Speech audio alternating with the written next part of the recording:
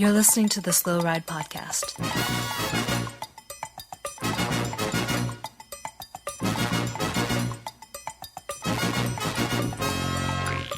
Bikes, advice, and rumors straight from the source. TheSlowRidePodcast.com and on Twitter at TheSlowRidePod.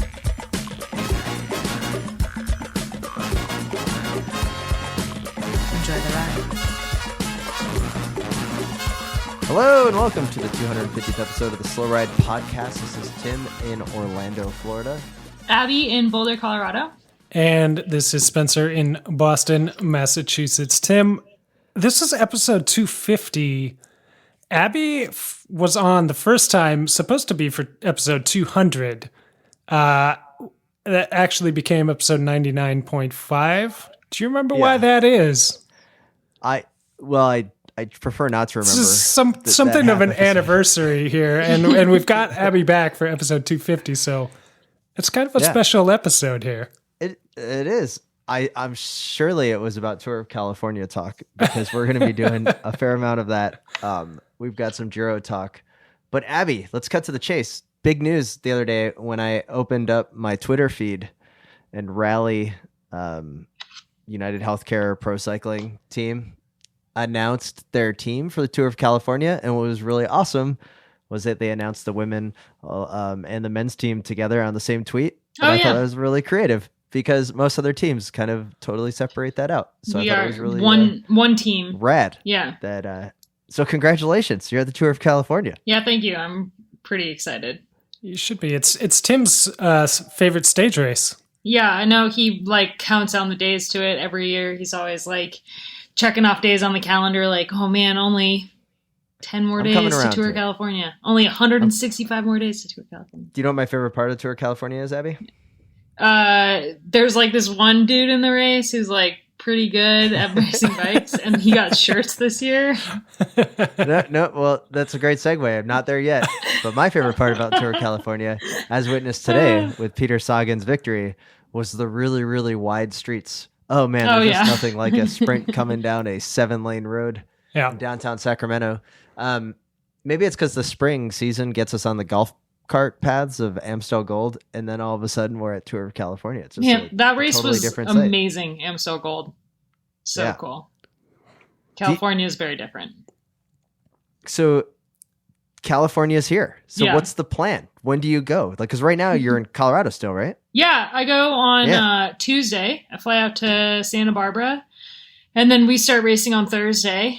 It's going to be super awesome. I'm really, really excited. I wish that we had more than 3 days, but this year, the years previously, it's been 2 pretty sprinty stages and 1 day that's basically sews up the GC. And this year it's 3 completely brutal days. All 3 days are going to be really challenging. So I'm super excited. I think it's really good for rally in particular. Abby, I got a question for you. Yeah, shoot. Have you ever checked your pro cycling stats page? I'm pretty sure it says that I'm a TT. No, I don't know. I don't think I have. No, you have a 0 at the TT. Oh, so sweet. Awesome. That's accurate. Yeah. Okay.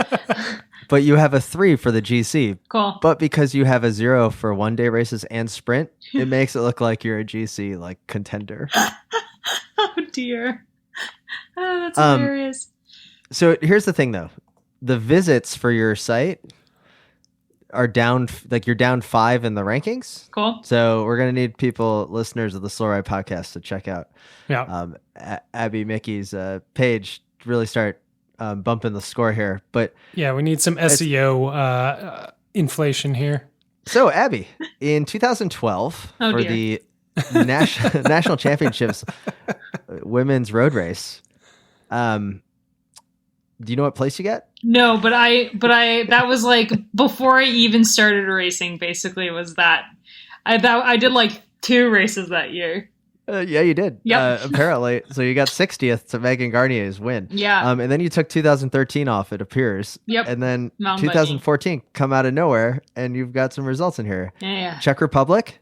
Oh, that was a super fun race. Yeah. Yeah, 10th overall. Great job. Wow. Okay. That's- I didn't know that. And then the You heard Wow. it here first on the Slow Ride podcast.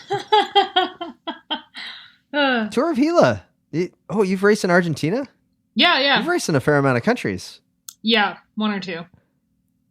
Oh, Yes. this is And exciting. San Luis. I did. Yeah. In I mean, Argentina. Tim, are you looking at 2015 and the national championships here in the U.S.? That is a stellar result.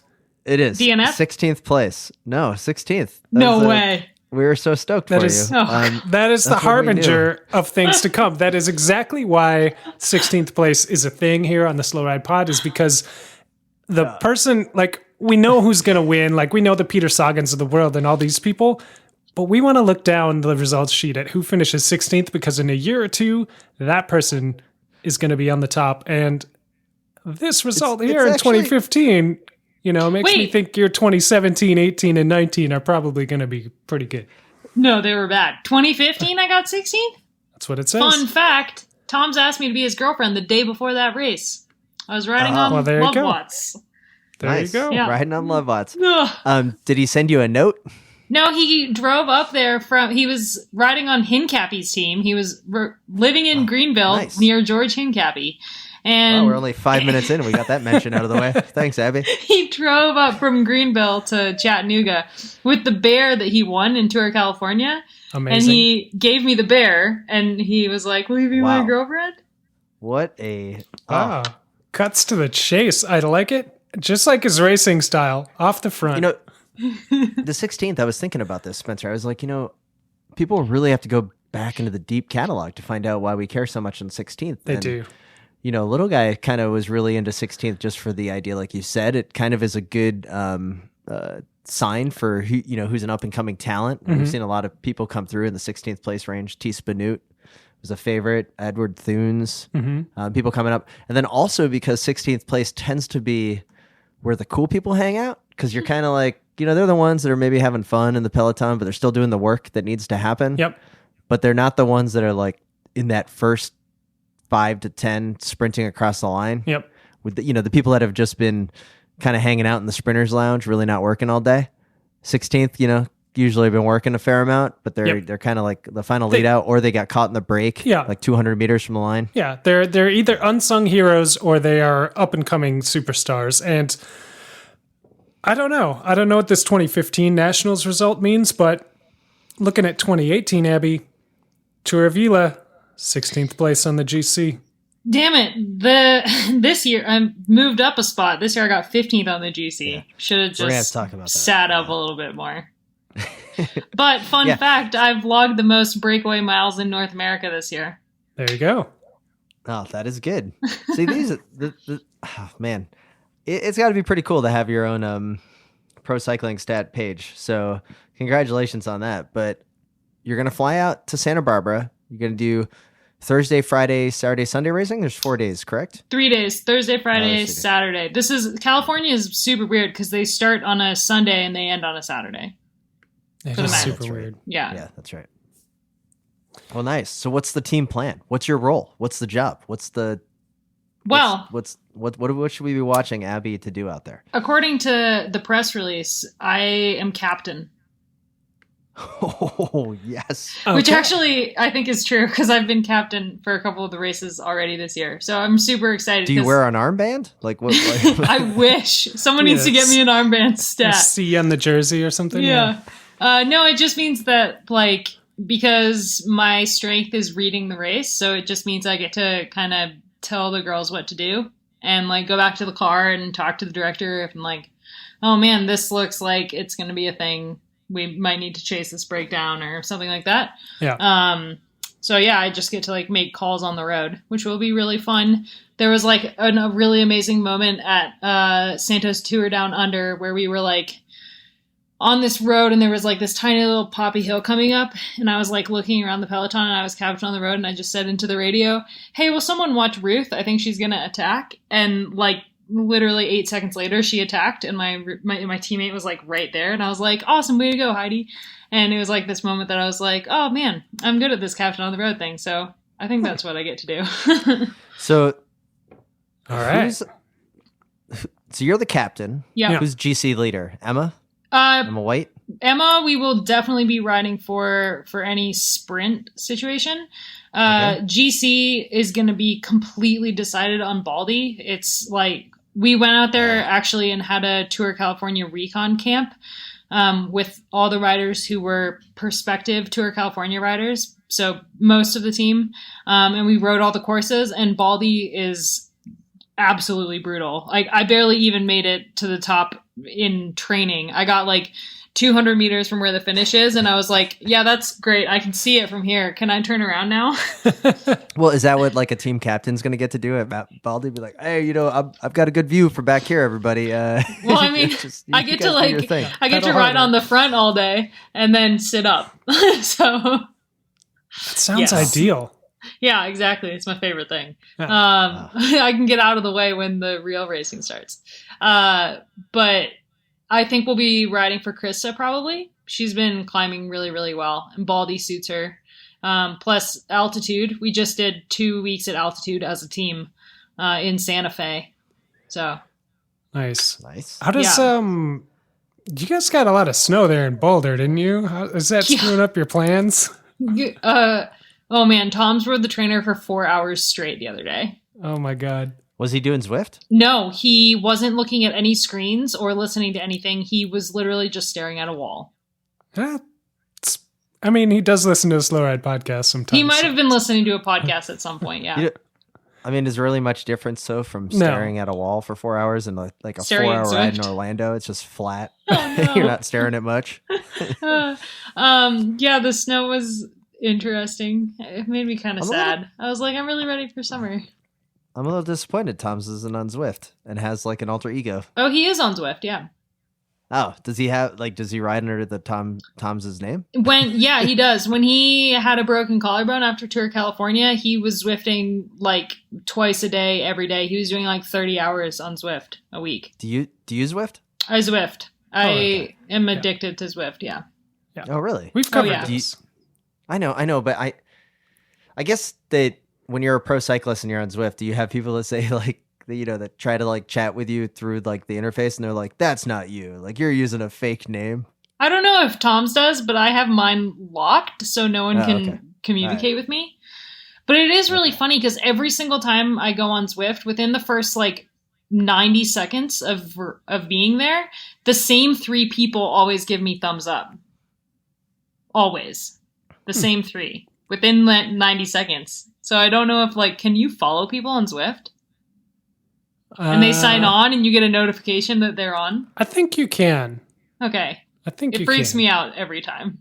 All right. So you got Tour of California. You're heading out there. Baldy will probably decide everything at the race day. For sure. Right? And for the GC. Yep. Road captain. You're clearly you're the road captain, which is very exciting. I hope so, yeah. Now you can. Now I've set it into the internet. Does that mean you're going to have to shut people down like other teams when they are riding erratically or something? Like you're the one who's going to go up and set them straight, kind of thing. Yeah, for sure. Like the zip lips from Armstrong to Simone. Yeah. Or you call the bathroom break? That's usually GC leader, right? Really anyone can call a bathroom break, but it does like, I guess you have to have a little bit of like a reputation. If it's just like a random person calling a bathroom break, then everyone's like, what? No. Like, who are you? But I'm the road captain. That's when you point to the C armband. That's how you need it. I would put money on that George Hincapie was the road captain when he was riding. Oh, for sure. I think so. Yeah. Just look at the guy. Yeah. I mean, just oozes leadership. Yeah. All right. Today was the start of the men's race. Peter Sagan won the sprint. But the only reason I was watching it was to see if Tom's was going to be able to get up on the podium, because I got my awesome Tom Skunes t-shirt, victory celebration shirt. Yep. It was well done. And just opened it up. I can already tell just through the plastic bag here, straight from Latvia, that this is a high quality shirt. Yeah. Can I tell you why I was a little disappointed when I bought the shirt though? Why? I thought I was there pretty quick. Sold out of mediums already. Oh yeah, it completely sold out in 30 hours. Yeah. And then I'm like, wow, what is Abby and Tom's trying to tell me? That they're like, did they know I was trying to get a medium? Because this problem happened when Trek sent me the Lotta national champion jersey.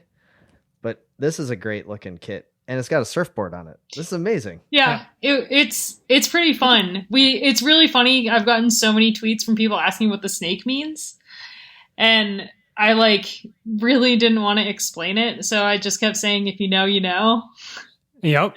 I saw that. And then I finally cracked and I explained it to somebody, and I think now people know what the snake means.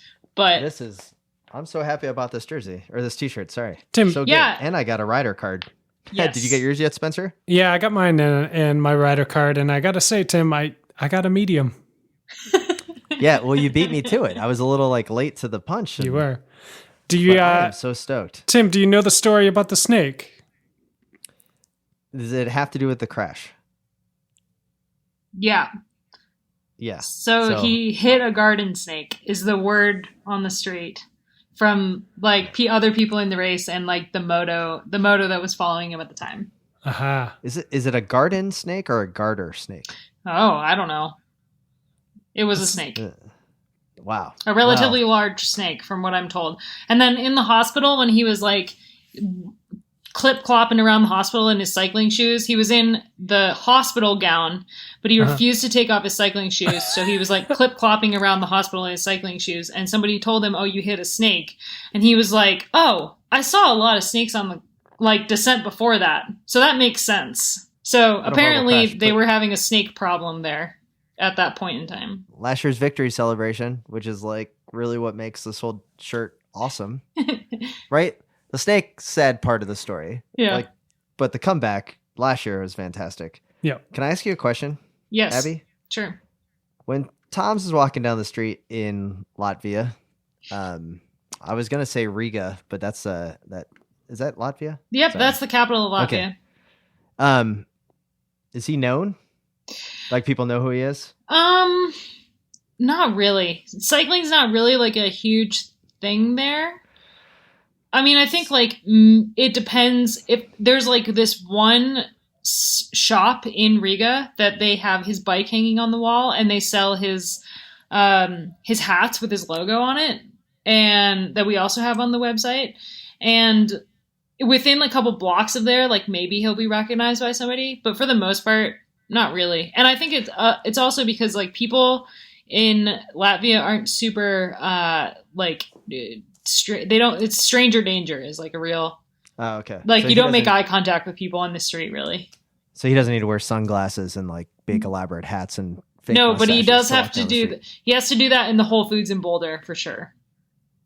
Oh, I bet. Oh my god, that's just got to be. That's got to be chaos. At what point do you just go you know what, guys, I'm going to Walmart. Yeah. I don't want to shop at the Whole Foods wherever. Well, he won't anymore. He goes to Trader Joe's now, and when don't say that. Now everyone's going to go there. Yeah. After he crashed in California, he was wearing nothing but his Cannondale Drapac outfit, sweatpants and sweatshirt with the logos and stuff, and he had his arm in a sling and everything.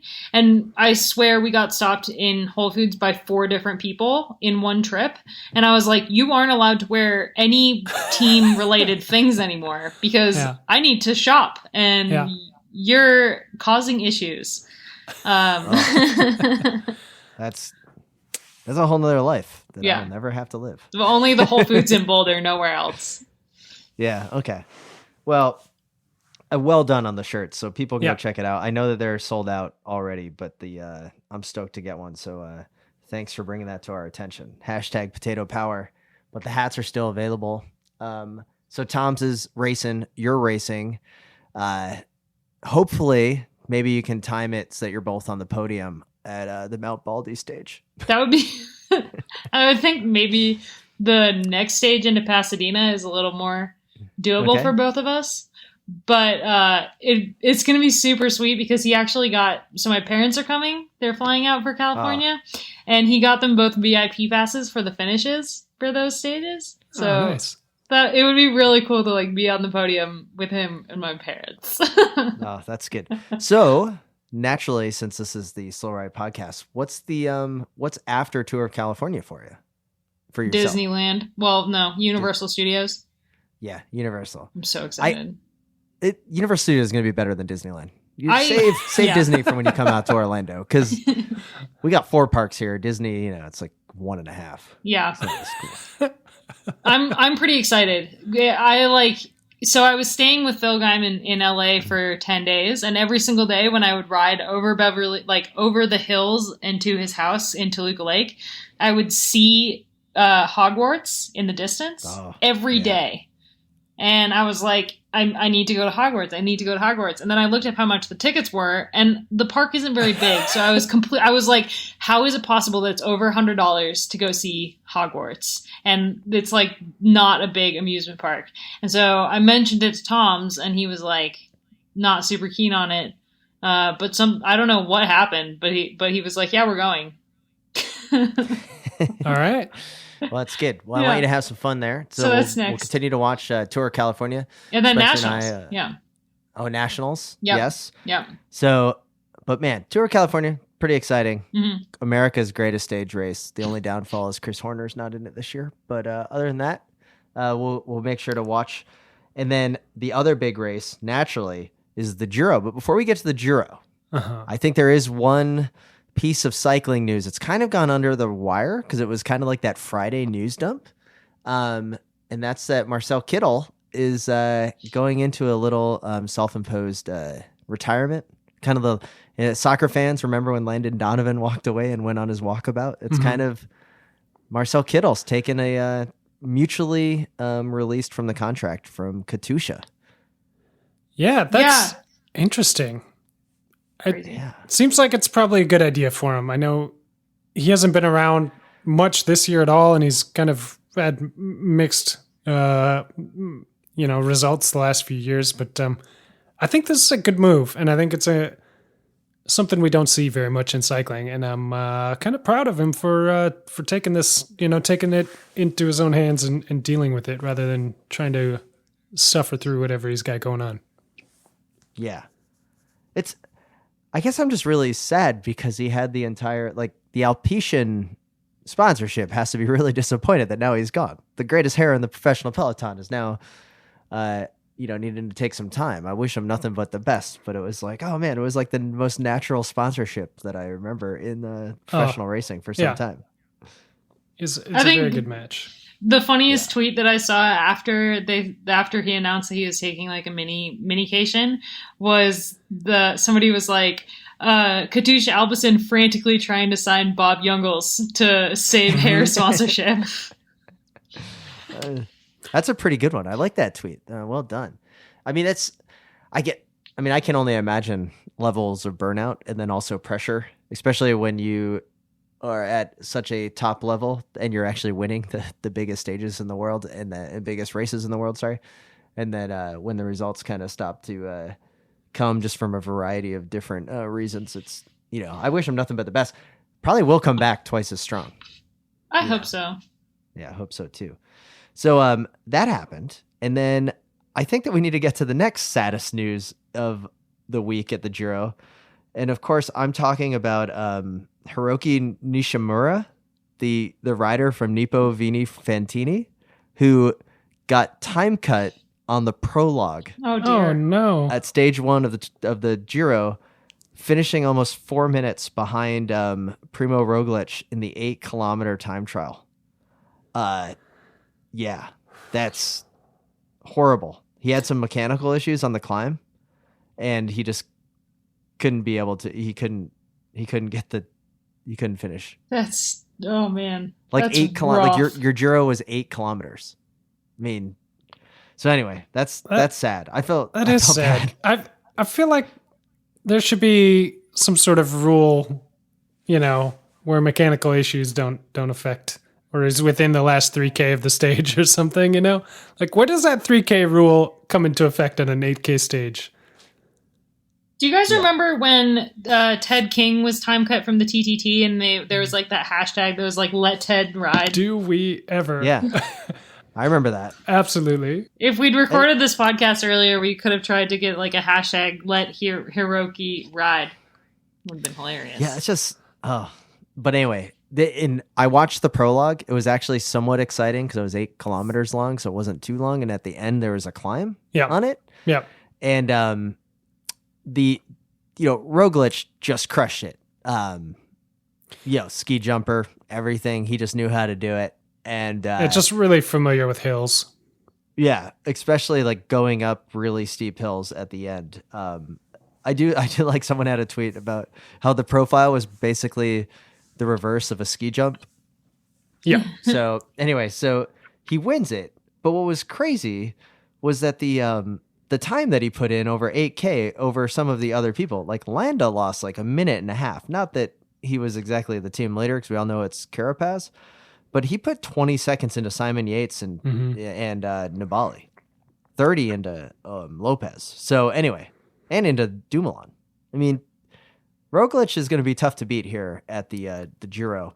And then today's race was Pascal Ackermann won it for Bora. So actually a double up Bora victory across the world in the World Tour today. Big day for them. Quite the sprint. I was just happy that Ilya Viviani in his garbage pizza jersey that they created. I was waiting for this. The ugliest Quick Step kid of all time. Yeah. Like just trash. I'm What's all for, I'll follow Kaylee Fretz's lead that, Pro Tour kits, like people need to start wearing Pro Team kits. Like I'm totally okay with that, with people wearing Pro Tour kits on rides. Yeah. When they look good. If anyone ever showed up with the Quick Step Italian national champion jersey, I'd be really disappointed. Like that may have ruined my ride. I may turn off early and just go on my own ride so I wouldn't have to stare at that thing. It is that bad. What's frustrating is that they've had Italian championships riders in the past, and they've done the jersey right. So I don't know how they got it so wrong this time. Abby, what do you think of this jersey? Oh man, I actually kind of like it, but just because it's super, like it stands out a lot. If it was his jersey like all year long for the Italian champ, I probably wouldn't like it. But I like that they've done like a special edition Giro. Maybe I don't so much like the design as like the idea behind having like a special edition Giro d'Italia Italian national champ kit. If that makes sense. No, I hear you. I guess to me the problem is just they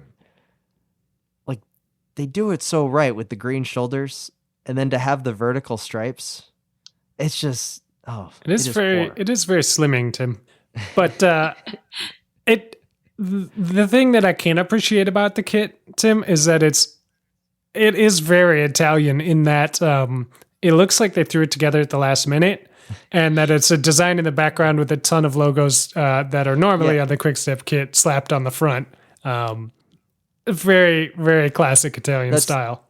It does look like, it looks like the kit they would have designed in like 1996. You know what I mean? Like this is the kit I would see like when I'm thumbing through the pages of World Cycling Production catalog, trying to figure out what videotape I'm going to buy along with what pro jersey. Mm-hmm. The only saving grace for this kit is that they didn't continue the stripes into the shorts with a white short middle. Like that's true. That like at least they kept the black shorts. That's the big difference between what happened in 1996 and what happens now, is that they have learned to keep the shorts black.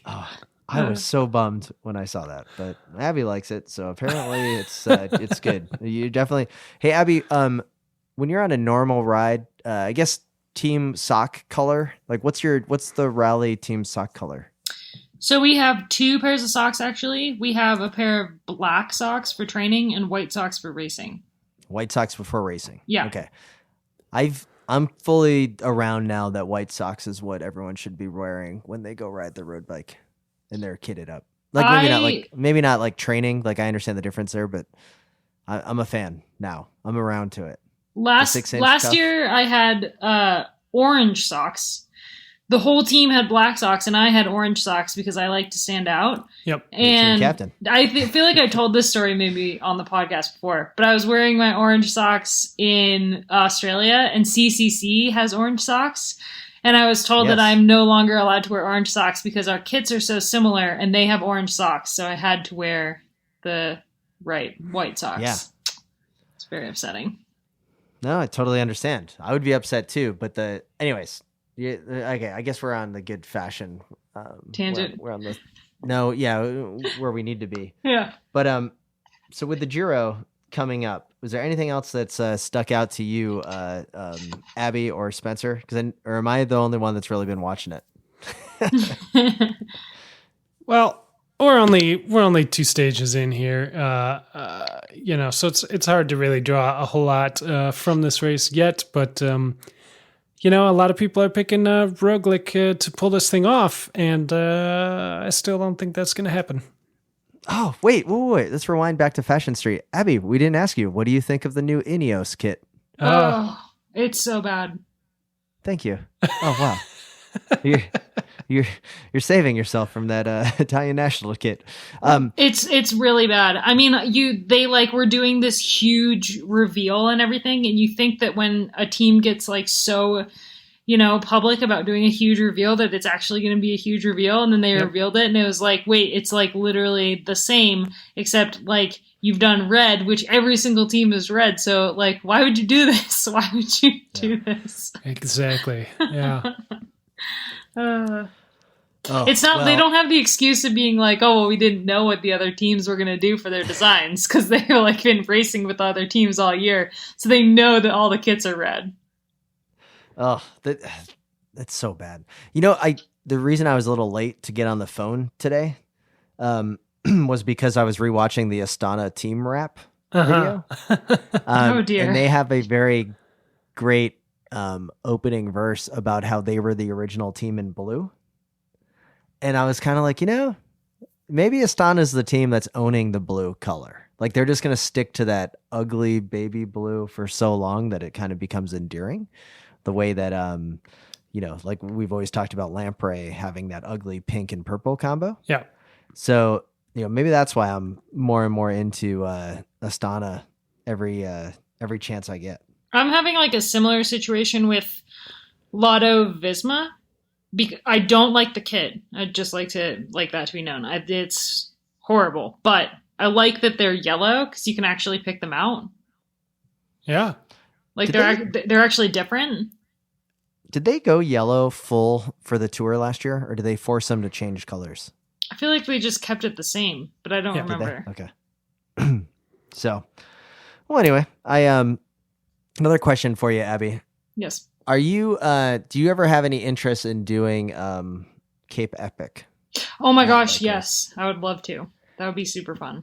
Is there a co-ed category there? I don't know, but if Tom's and I could do it, that would be so cool. Yeah, I think that would be pretty amazing. I'd probably watch it a little bit. Or the Pioneer Race in New Zealand. What's that? It's similar to Cape Epic. It's a multi-day stage race on a mountain bike. I don't know if they do co-ed. I'd have to look into it. But Tom's got invited to do it last year, so we almost went, and then it was not the right time of year. Do you think you'll do any gravel races coming up, like Kansas, ever? No. Anything like that? I don't. No interest? I'm not a grode. I don't grode. Oh, don't say that. I don't. I'm sorry. I don't grode. All right, just a little curious. I'll mountain bike or I'll road bike, but I'll leave the groding to other people. Yeah, so that also means you'll never cyclocross either. Oh my gosh, every 2 years I'm oh man, I'm going to race cyclocross. How what could possibly go wrong? And the gun goes off and half a lap in, I'm this is the worst decision I've ever made. Have you ever been to a cyclocross race? Oh yeah. A big a world, a UCI World Cup. Like that? Yes, there wasn't there a World Cup just outside of Fort Collins a couple years ago, I feel like. There was a big race there. I don't remember if it was it wasn't a World Cup, but I think it was a UCI. It was UCI, and it was part of some kind of cross situation in the States when cross was a little bit bigger in the States. I think there's a USGP there. Yeah. And it seemed huge when I was there, and it seemed really cool. And I was oh, this is awesome. So the next day I signed up, but unfortunately, when you're a pro on the mountain bike with a mountain bike license as a pro and rode, I think I was maybe a 2 then. I think I'm still a 2. I've never upgraded. But you have to be, I think, a 1 in cross. However that works. To do, the high level? It automatically upgrades you. Okay. because you're already like whatever in mountain and road. Anyway, they made me race the pro one too, and it was awful. That was my first cross race, and I was like, this is the worst thing I've ever done in my life. I've only been to one World Cup, and that was one of the Cross Vegas World Cups because I was there for Interbike to like watch. It was all right. I was, I never really liked the course there. Like it was a fun race, but it was kind of, is what it was. It was on a soccer field. And I've been to the World Championships, but I'm hitting up our, the first World Cup I've ever been to will be at the one at Trek, the Trek Cross Cup. Yep. In September. So you should maybe come out to that. Oh, that would be super cool. Headquarters.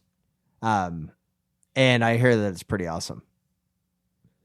I mean, Spencer, Trek right? does good events, so. They do. Yeah, I've been to that one as a World Cup, not last year, but the year before. And it is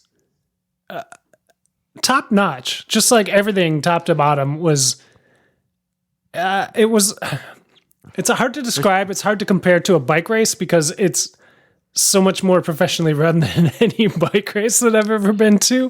That it's like it's a real sport, and I don't know. It's very cool. There's tons of good stuff going on there, and if anybody in the Midwest area is within driving distance, I think it's a can't miss event this fall.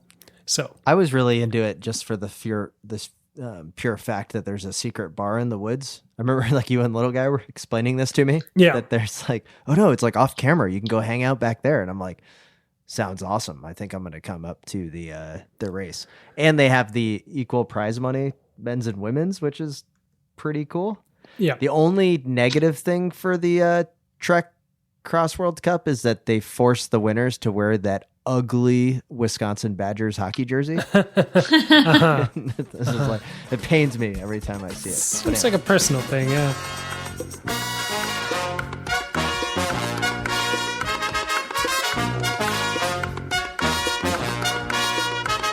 Hi, my name is Lotta Lefister, and I'm listening to Slow Ride Podcast. All right, Spencer. So here we are in the Preem Lap. Once again, we'd like to thank the listeners and the supporters of the Wide Angle Podium Network. Head over to wideanglepodium.com to see the family of shows.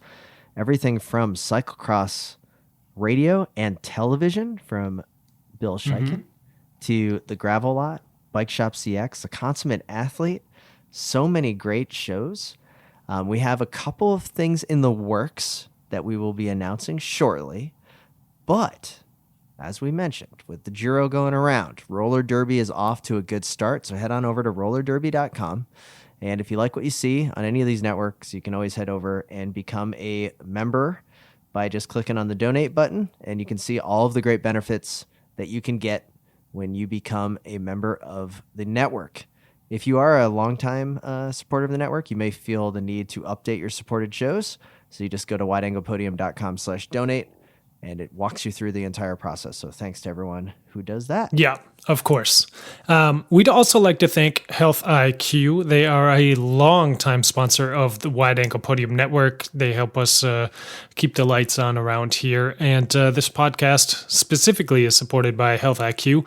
Health IQ is a life insurance company that celebrates the health conscious, including cyclists. You can find out more at healthiq.com/WAP. You can get a free quote there. You can check out their FAQ page, get your questions about life insurance answered. In short, they advocate for a health-conscious lifestyle. If you are taking care of yourself, if you are exercising, if you're out there riding your bike 4 times a week, 50 miles a week, whatever it is, you can be earning savings with Health IQ.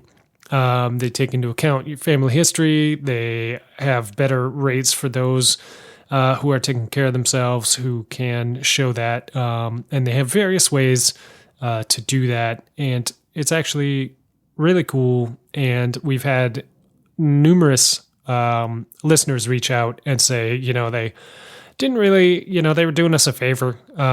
Checking into it, and then they were kind of blown away by the results they got, by the prices they got, and they signed up, and that's awesome to hear.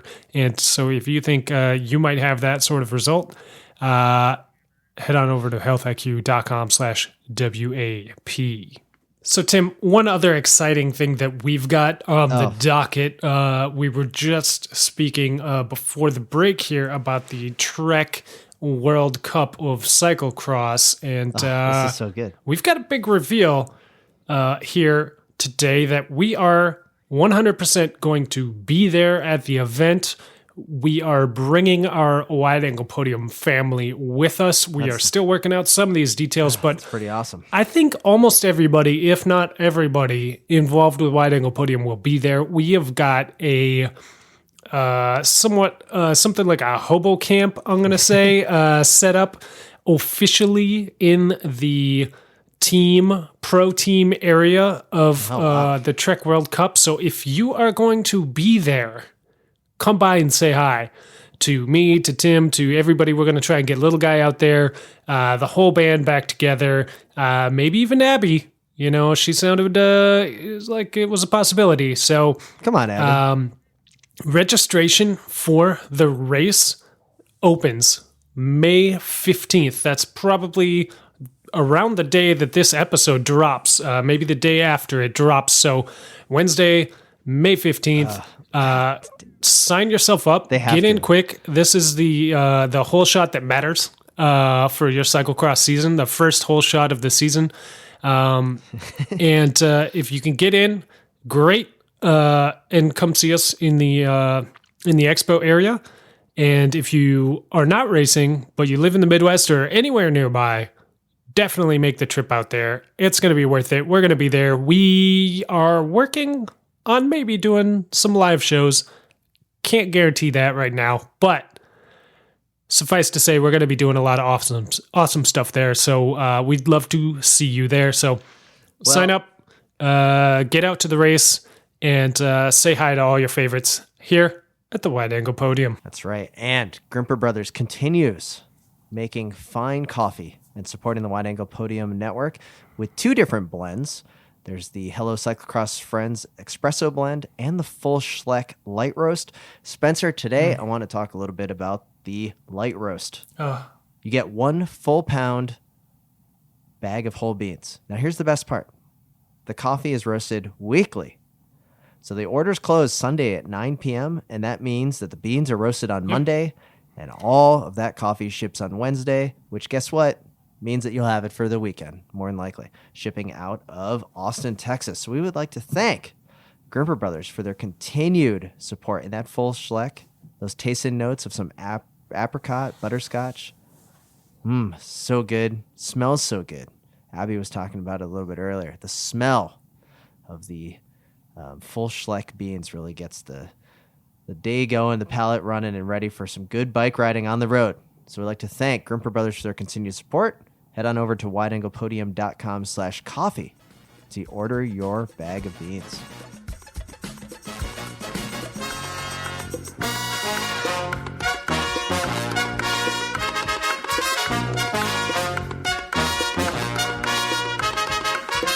This is Mitch Stocker, and you're listening to the Slow Ride Pod.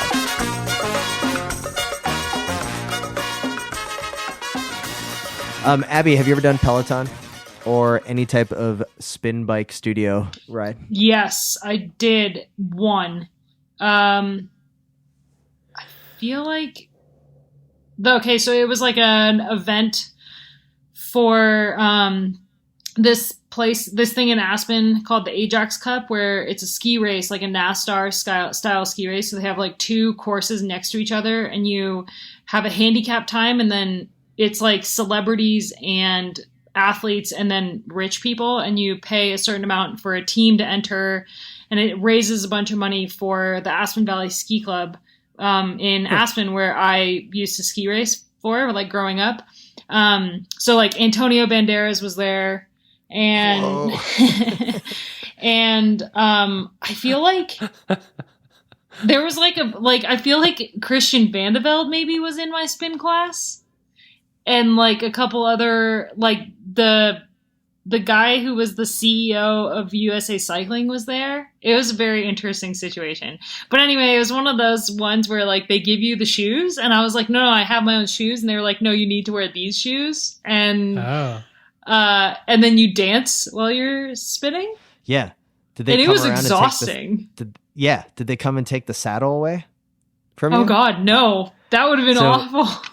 I've heard that they do this. Like you're in spin class, then the instructor gets off and comes takes the saddle off. So then you have to stand up the whole time, then do like push-ups on the bike. Yeah. Anyway, it's taking over, and I know several people that I've never, seen on rides or anything that do anything, but then they're riding spin bikes, and they love going to the spin bike class, because it's like, there's like a DJ, and I can see my score up on the screen. So it's kind of like Zwift without but in person. Yeah. So anyways, I was just curious if you've ever done it.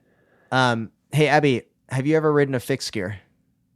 So I was on a Red Hook team for a minute. Wow. Yeah, the didn't know Espresso this. Mafia Rocket is Red Hook team. Rocket Espresso? Yep. Okay. And so I did a photo shoot with them where I showed up to the photo shoot and they gave me the skin suit and the helmet and everything. And I was like, I've actually never ridden a fixed gear bike. And they were like, oh, it'll be easy. So I was riding the fixed gear bike behind a moving vehicle while somebody was taking pictures out the back. Uh-oh. And we got to this hill and I was like, guys, I've never ridden a fixed gear bike. How do I stop? And it didn't have brakes or anything. So I just had my feet off and the pedals were going and Oh no. I was fine. But That that's sounds the like- only time I've ever ridden a fixed gear bike. And after that, I was like, yeah, no, I think that I won't do red hooks. Okay. Yeah, that would have been Yeah. a bad idea. It was short lived. Abby, when you've been riding your bike, have you ever been pulled over by a police officer? One time I was in Colorado Springs staying at the Olympic Training Center doing a camp there. And we were out on a ride with, I think, maybe 8 other girls split into 2 groups of 4 doing pace line practice. And a cop pulled out in front of us, slammed on his brakes. So we all almost crashed into the back of him and then sped away. That was the closest I've ever been to being pulled over. I don't know if he was trying to pull us over or I don't just think that's pulling kill us you all. over. But that's like the only time I've ever even interacted with a cop car on my bike. Wow. I've never been That's- pulled over though. That's sad. Oh That's real man, dangerous. I did get almost pulled over one time in Spain. I ran a red light, so that was my bad. To be it's fair, okay. it was a pedestrian signal. It wasn't it was just the red light is so the pedestrians can walk across. There wasn't an intersection or anything. And I was standing there and it was Sunday morning at 6 a.m. So I was like, this is Spain. No one's even awake. So I was like, I'll just roll it. And I was listening to music and somebody pulled up next to me on a scooter and was yelling at me in Spanish. And I was like, I don't know what's going on. And as it turns out, he was trying to explain to me that 1, I ran a red light and 2, it's actually illegal to ride with headphones in. And you were So like, that was, you but were I like, didn't I get can't- I pulled can't over. hear I you. I never stopped. I never stopped moving, and he eventually just drove away. So that happened. I like that seems very Spanish. Yeah, it was super Spanish. Spencer, how many times have you been pulled over? Oh, I need to plead the 5th, I think, on that. I think I've been pulled over maybe 3 or 4 times. On a bike, I've been tackled. Ugh. I've been tackled off my bike once. Spencer saw that. tackled Yeah. off your bike Yeah. by a cop. Yep. Oh yeah. Oh, Yeah, yep. he really loved it. It was raining. It was after the Nature Valley Grand Prix in downtown Minneapolis, and it was just like delay after delay. So the race was over. So we decided to go take the messenger lap for like a couple years in a row. After the race was over, we would all get on the course and do 1 lap around because the course was still closed. Yep. And yeah, I came across that start finish line. That officer really, really missed his days of playing linebacker. Oh my gosh! And just I to the ground, and then I ended up in the back of the cop car, and he just sat in there for 15 minutes swearing at me, and it was awesome.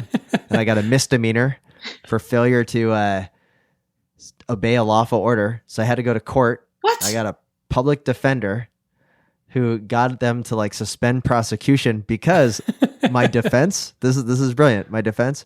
I brought my USA cycling license to say that Well, no, I'm a racer. I was on the course. Like I was legally allowed to be on the closed course. It was a USA cycling race because I figured that they wouldn't know. Like no one there. Like the judge would be like, "Oh, sounds good." Like it doesn't say it was a professional race. Yeah. And the prosecutor was just like, "This is the dumbest thing ever. Like, don't get in trouble for the year. We'll rip it up." But yeah, that was one time. Well done. That's Well insane. Yeah, well, this is what we do for the love of the sport. I'm really bummed that race is canceled again this year. I know. Uh, I know. We The weren't second surprised, they though. posted crowdfunding, I was like, "Oh no, scrap Yeah. that from the calendar." Yeah, we were a little sad. Abby, have you ever ridden with aero bars on your bike when it wasn't a race, or No. like training for the time trial? Definitely not. No. Okay, good. I mean, Have you ever ridden an e-bike? No. Ooh, we're gonna have to fix that. There's a variety of e-bikes that you can ride. I would recommend just getting one for transport because they're awesome. They'll bring a giant smile to your face. See, I have a scooter for transport. this is like basically one of those. the same thing. What kind of scooter? Like one of those Lime bike scooters that you stand up on, or like a Vespa? No, I have a 1962 Vespa Primavera. Oh wow, It's Nice. pretty sweet. there's got to. I have a feeling there's a lot of those in Boulder. Actually, no. What A lot color? of people have it's green, like Okay. forest green. A lot of people have Ruckus, the Honda Ruckus, Oh, those things are ugly. they're Those are the terrible. best scooters of all time. or I just really like hate Honda. those. I see a lot of Hondas. Mine is legit. Fine. It's even in kilometers, like kilometers per hour on the speedometer. Nice. It doesn't work because it's from 1962. And it has a clutch. It has a Super. clutch. Yeah, it's manual. What's it called? Two-stroke, where you have to add the oil when you Yep. Yeah. Yep. put the gas in, and then I have to shake it between my legs for a while to get it all to mix together. Otherwise, when I go to restart it after putting gas in it, it won't start. I have to run start it. Oh wow. I usually have to run start it anyway. It's quite old. Owning a Vespa sounds a lot like owning a Vanagon. Speaking of Vanagon, a lot of videos of Tom's run starting the scooter down Pearl Street in Boulder. speaking of Vanagon, Uh-huh. the tweet today from Taco Van Hart. It's brilliant. Oh my God. So good. That was just Abby, did you have a chance to see this? No. From Taco Vanderhorn. So imagine the most awesome Vanagon modification. Imagine the most awesome 1984 VW Vanagon high top. This is the bubble top on top where you can stand up inside it. Camper Oh, cool. van with the door open, the camp gear outside, making the French press coffee over a little campfire, and just And then it says- living the pro lifestyle out on the road. I don't know what This he's is- doing, training and this is just yeah. hanging out. This is Taco Vanderhorn from Yellow Lotto, Yep. right? And then he says, "This morning I had a doping control in the middle of the forest while sleeping in the van between, Profondo de Venmaid and GP Martin Wyants. It was something different, also for the controllers. Can you imagine getting a doping control, waking up in the morning, just sliding that Vanagon door open? How would you even put your whereabouts? Just like a drop pin in the woods? Oh, that's a good point. Like So when you feel like how would you're- you tell them where you are? Can you tell us a little bit about that? What do you do for your whereabouts? How far out do you have to do it? I think it has to be 24 hours in advance. You have to, if you're updating it. But what if it's a swerve? What if you're like, hey, you know what? I'm hanging out over at my buddy's tonight. You can't do that? It's there's an it's like having a app. parent. There's an app, Okay. so you can change it last minute for sure. I know people who keep it updated weeks and weeks in advance, and I know people who are like, "Oh shit, I forgot to change my whereabouts. Where are we staying?" And everyone's like, Whole Foods, Boulder. Yeah. So, Yeah. because you use it, I'm assuming, right? No, I've never been tested. I'm you're not not in on the any pool? kind of pool. Nope. Ah, I need to sorry. be higher than 0 in my sprinting TT and one days. Where I'm Yeah, we're on gonna any work on kind. that. So Tom's has to fill it out. Yeah, he keeps it. He's really, really cautious about his. Yeah. Oh yeah, I mean it's a whole nother level. Now, does he have to? Is it a worldwide program, or does he have to go through the Latvian system? He has so There's like 'Cause that's where his license there's is, Latvian, right? yeah, and then there's also WADA.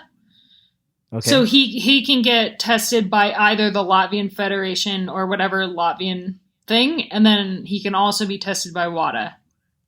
Can he be tested by USADA when he's here in the U.S.? Like, does that how it works? Like, I'm confused. I think, yeah, USADA, when he's doing a race in America, they can test him Okay. at the race, but I don't think USADA can like show up to his apartment in Girona and test him. Gotcha. Yeah. Okay. Because he doesn't have his license through USA. Did you know it's actually so every single time that Tom's has ever had a drug test, I always offer them coffee because he puts his slots like really, really early in the morning, like 6 I've heard that's a.m. pretty common. Yeah, He's because like, you most know people do it in you'll the be morning. home. Yeah. One time he put it at 9 a.m. and it just happened to be our anniversary that morning and we went out for breakfast and I was getting all these calls from an unknown number and I was like, that's weird. I'm just ignoring that. I'm at breakfast. And we like drive up to the house and there's a guy standing on the steps and I'm like, oh, what'd you get me for our anniversary? And he was like, nothing. And it was he almost missed his slot by like 90 seconds. Oh, So he almost he was freaking out. He was so mad I didn't like check my phone. But I mean, you never know. But anyway, so every So single now you time, check your phone every time. Yeah, I'll every time. answer that. every time I get an unknown number. No, every time they come over, it's always in the morning, and I'm always making coffee. So every single time, I'm like, "Oh, can I get you anything? Like, would you like some toast, coffee, like water, anything?" And they always politely say, "Oh, no, thank you, but thanks so much." And I found out just recently, like last week, that they're actually not allowed to accept anything. Like, you're not allowed to give them anything. Any kind of food or drink. So you've been attempting to bribe these officials for years now. Yep, and now it's on the record. Yeah. It's just that nice. It's just that nice hospitality, and now you're just gonna be like, yeah. Like, sorry, can't offer you anything. Now is it going to change to? Oh, would you like some coffee? Oh, never mind. I'm going to just sit over here and enjoy this wonderful piece of toast. Yeah. I'll start like making bacon and like very fragrant coffee. Grimpeur Brothers, the full Schleck There you that go. smells really, really good. And they'll be like, damn, I wish I could have some of that coffee. And they can't. Yeah. Just point them to So- the website. They can get their own. Wow, so that's good. I'm learning some things about this whereabout. I would definitely understand like putting it in the morning. I do wonder if there's like a pro rider that just like, you know what, every day 3:00 I'm gonna be here at my house 3:00 in the afternoon. Like, it's is it like an hour window or is it like a 3-hour window? Like, Yeah, so it's a 1 hour window, but I'm pretty sure that they can show up anytime, but like anytime ever, wherever your whereabouts says you are. But if they show up and it's not within your window, it's not a missed test. So if they show up at like noon, gotcha. if your window is like 9 to 10 and they show up at noon and you're out on a ride and you don't hear your phone ring, then that's not a missed test. If they show up anywhere in your window and you're not there, then, and you have to be there within the hour. So if they show up at 9, they have to wait until 10. And if you don't show up or answer your phone in that hour, then it's a missed test. But if they are outside the window, I'm pretty sure it's not. But they can come anytime, is my understanding. Gotcha. I see. Maybe don't quote me on this, but I'm pretty sure that's right. It's never gonna happen. That's not to what us. we do here on podcasts. We don't have any fact checkers. So I had this slew of questions. We nailed almost all of them. So Yeah. Abby, thanks for being a continued good sport and then also an expert in the field of professional bike racing. Is there anything else that you want to go over? I know that in the podcast green room we were talking a little bit about the Secret Pro. Before we talk about that, there is one thing that I want to point out. So we've mentioned Twitter a couple times, and I want to mention Twitter one more time. So Okay. Please. you Twitter fans out there, if you like cycling, which I'm assuming you do if you're listening to this podcast, there is a Twitter account called UK Cycling Expert that is really, really good at reporting real cycling. Now, I will read you their most recent tweet that I've actually had. I have a screenshot on my phone because I can't check Twitter because Game of Thrones is on right now and I can't see spoilers. Yeah, no. So Totally understand. the most recent tweet was this morning. What a fantastic win for Pascal Action Man in stage 2 of the Le Giro of Italy. He sprinted faster than all the other sprinters in the sprint. Even Cadel Ewan, with his experience, couldn't beat him. I'm loving this account already. Now there's one more from a couple days ago. Team Idiots had 4 riders in the mini peloton at the end, but still lost to a non-league cyclist from Denmark. Just shows that despite the money at the top of the game, we can still enjoy these sorts of upsets now and then. This is so good. It's This is one of my favorite Twitter accounts. So this is good. Thank you for bringing this to our attention. I've definitely given them a solid follow. This is going to be good. Oh man. So let's get into the Secret Pro. Now, Secret Pro is an article that's periodic on cycling tips. And over the years, there's been a lot of like, who's the pro that's written this? Right. For the most part, I think someone like tracked it down that it's like one of like 3 people, but no one has ever been at all of the races the Secret Pro says that they're at. So there's definitely some or it could be multiple people could be the Secret certainly Pro. Multiple people. Yeah. So anyway, Abby, take it away. Well, I just think, so the last one, there was like this, they were talking about Zwift. So we're bringing it full circle, which I love it when conversations do that. But they were talking about Zwift and like guys who are in the pro peloton that put out a ton of watts, but are just like terrible bike handlers. And I thought it was really funny because they called out, whoever it was, like called out Americans specifically. Uh-oh. I was like, Americans are really strong, but like you'd never want to descend behind them. So it was just hilarious. And it's because like pro Zwifting is a thing now. Like my roommate went on a Tinder date with somebody who claimed she was a pro Zwifter. Really? Yeah. And then the next weekend I was actually in a bike race with her and I was hang on. Yeah, let's go back to this. Back is up. this on the Brakes. profile? Is this on the Tinder I was profile? gonna say, is is this why we swiped right? Or like, what's going on here? She told him that on the date. Okay. Yeah. But then on the date, I'm a pro Zwifter. Yes. Man, So then he came home and he was telling me, oh yeah, this girl, she's a vegan, she drives a Prius, and she's a pro Zwifter. And I was like, wow, she sounds like a winner. The trifecta. Yeah. And then I was actually in a race with her a couple weeks later, like a local race, and I was riding behind her, and every single time we went through a corner, I was like, yeah, no, that's not the line. And I just think it's so funny because like you can be so strong and just be so bad at handling a bike, and that's where like pro Zwifting comes in. Oh, it's also, well, like the ultimate pro Zwifter will be like a triathlete, right? Yeah.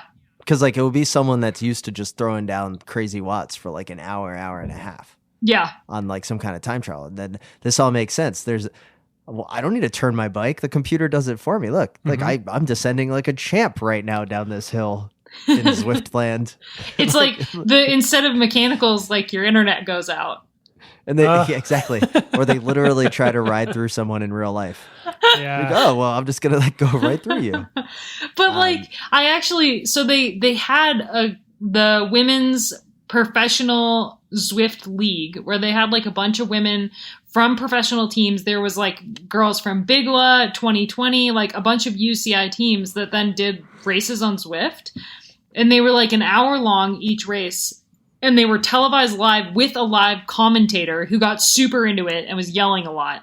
Oh, yeah. And there's also like sound effects in the background of like birds and babbling brooks because it's Zwift. And I was watching it and it has like the wattage on the screen, and the amount of watts they were doing was like totally bananas. And I was watching it thinking like I could never do this. But like the same girls that like won that race, like I raced against them at Gila. I don't know. It's just really funny to me that this is a thing, this pro Zwifting. I think the thing that scares me about Zwift the most is seeing what people's Zwift setups look like and knowing mine's never going to be that way, right? Like you'll see the photos of like it's next to someone's Porsche and they'll have the two like fans, Sure. nice computer screen. Friend of the podcast, Graham Partain in Gainesville has an awesome Zwift cave. Like you just look at it, you're just like, oh man, that's totally set up. You get like Did you the- guys hear about the Vuelta is like, or the Vuelta or the Giro or the Tour? I don't know. One of them wants to do like a Zwift prologue That'd next be year. amazing. Are you serious? Yeah, I'm completely serious. This was Instead like a of thing. on the road? Yeah, Oh man. this is a thing that I What- read for sure. What We're- pro cyclist is going to win that? Yeah, we're Like, gonna go right away. It's like We're gonna move from doping to mechanical doping to electronic doping like sooner than we think. This is In the dark- the in the hackers Kiss already- League, when the girls race the Kiss League, they have to like take a live time photo of them on a scale with their weight so that they can't. But like Wow. still, you could like put stuff in your pocket and. Sure. So it doesn't. But I think for sure. Okay, so Tom's has one teammate that he's told me about who can do 1,000 watts for a minute. He's gonna win that prologue. oh yeah. I mean, this is so amazing. If they do his Trying to remember only his name. I pro, know. like I'm just thinking of like who they would like who's gonna just slay it that it would have no chance because there's corners on the course. You know what I mean? Like this is just. yeah. Ah, Anyone with a incredible. track And- background. And Spencer, like like you were saying, the variety of different types of doping. It's like all of a sudden the Russian hackers are just going to be like, all right, Katusha 1 through 8. Yeah. Like all of their results are just going to be like 1,001 watts. Like amazing. I didn't know Katusha could just throw this down. And yeah, it'd be great. It's going to be so I awesome. wonder if they're gonna do it like because there's a complete difference between like doing a Zwift prologue or doing a trainer prologue. Yeah. Because like Zwift is like if you have a smart trainer, it changes resistance based on. So it's still like if there's a climb in it. Yeah. Oh man, I didn't think about this, but that like adds a whole new element. Yeah. There's just this is such a It's a horrible great idea. It's a And also, how much amazing money idea. is Zwift have to pay like the tour to have them do a prologue on Zwift? Oh, I know, but a it's massive Spencer, the amount. reason it's such a horrible idea is it's like it just strikes me as like It's such a good idea. some board of directors like, wow, our numbers are down. What are the millennials doing? Oh, well, millennials don't do anything fun. Okay, what are the old white guys that are dentists that actually care about this stuff? They're on Oh, Zwift. dear. Let's do it.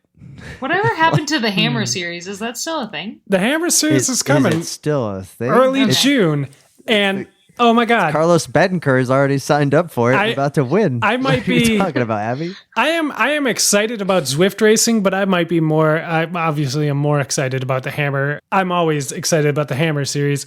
What they've rolled out for this year, I kind of love it. You guys, like they have team captains. We were talking about road captains. You being a road captain earlier in the episode, Abby. Now they've got team captains for each team who are supposed to kind of promote their team and sort of trash talk, like the other teams. To kind This of is so good. trying to get some social media back and forth going, start some rivalries. I'm loving what they're bringing to the table. I'm a little mad that Abby didn't know that Hammer is going to start in Norway at the end of the month. Yeah. Sorry, Come on, they don't Abby. have a women's race, so I don't. They'll get there. I have faith they'll get there, but They have to. Zwift racing might be the future. Hammer series style racing is definitely the future because both of these things like are made for TV. They're made for a TV audience. Abby was saying just a minute ago she was watching this race happen, I'm sure. Yep. There was a commentator who was super excited. I'm sure the lighting was great. Like The camera angles were fantastic. You never missed a thing.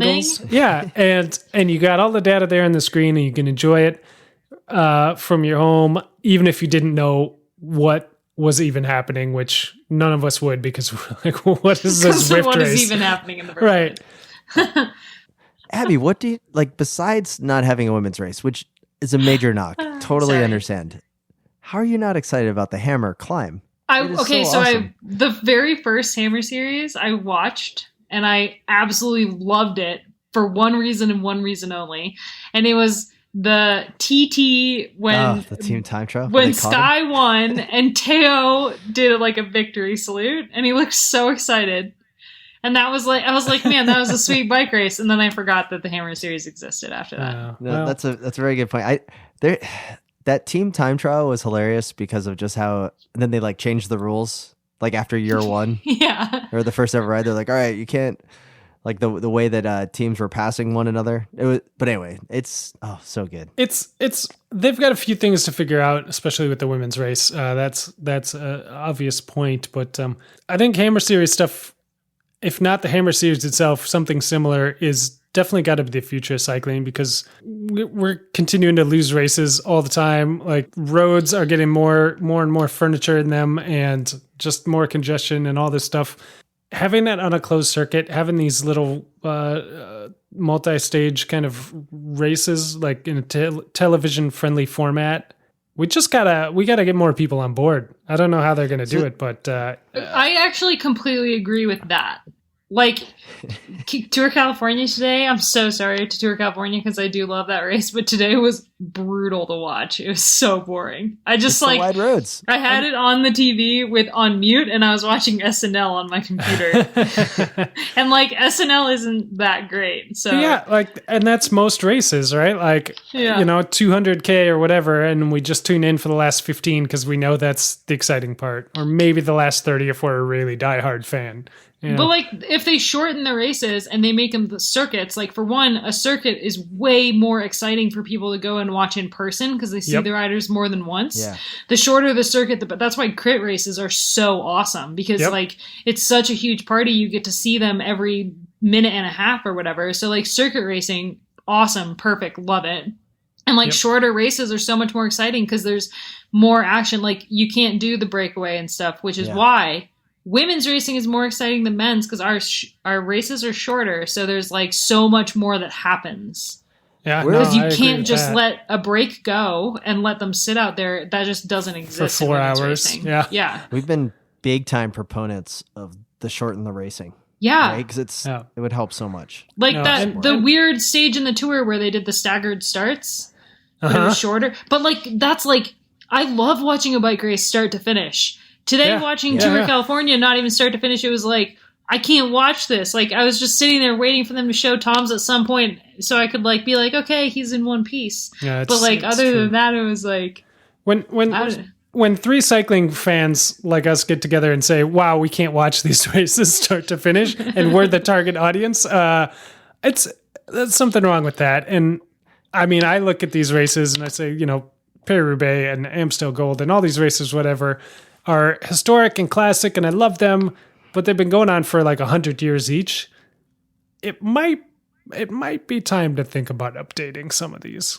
I feel like American racing are the ones that should like really like be doing something like the Hammer Series, because like, to be brutally honest, cycling in the States is dying right now. We have like no race. I'm not racing. No, it's sad. So I race Tour California, and I don't race for 2 months until Nationals because there's nothing on the calendar. Like, it's crazy. Thanks, North Star Grand Prix. Yeah, that was on my calendar, and I was quite excited. Let's find a way to blame the crowdsource. The people that didn't, thanks, listeners of the podcast, that didn't crowdsource your way to a pro race.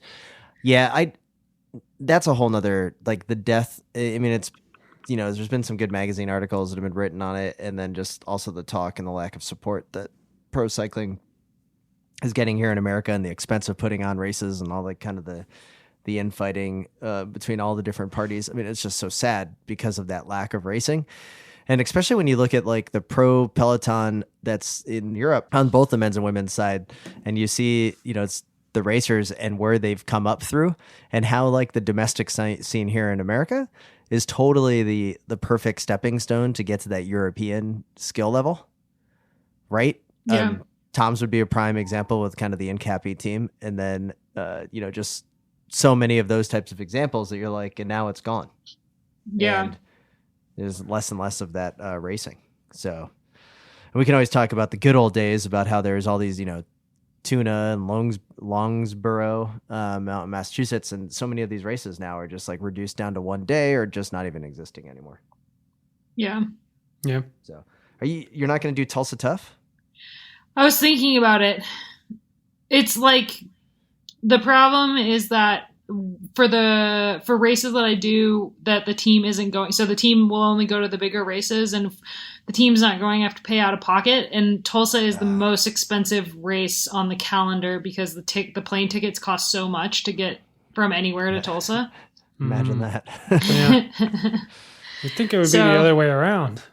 Yeah. It's Like totally paying worth you to it get if there. if I go with like my teammate Summer, who's like on a completely ridiculous winning spree right now. She won like 4 of the 6 races at Speed Week. She won 4 of 6, crashed out of 1, and got second in the other. Would you have to be out of pocket for Dairyland?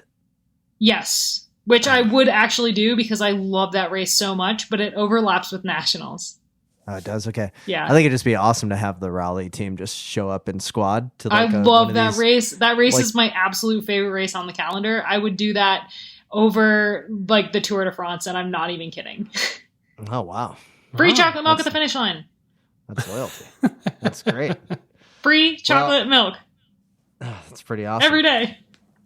Well, Abby, thank you so much for coming on the On that podcast. note, yeah. we wish you nothing but the best at Tour of California. Maybe some listeners will bring you some chocolate milk on the finish line at Mount Baldy. Who knows? But good luck. Stoked for you. Thank you. Good luck, obviously, to Tom's, and the shirt's fantastic. Good work there for you two. And yeah. And with that, I think we'd like to thank our listeners and the supporters of the Wide Angle Podium Network. We'd like to thank Grimpeur Brothers for their continued support. Head on over to wideanglepodium.com/coffee to find out more. And Health IQ, longtime supporters of the network as well, at healthiq.com/WAP to find out how to save more money on your life insurance. This is Tim in Orlando. Abby in Boulder. And Spencer in Boston, reminding you to always wave at all your fellow cyclists that you see out on the road. The Slow Ride Podcast. Bikes, advice, and rumors straight from the source. TheSlowRidePodcast.com and on Twitter at TheSlowRidePod.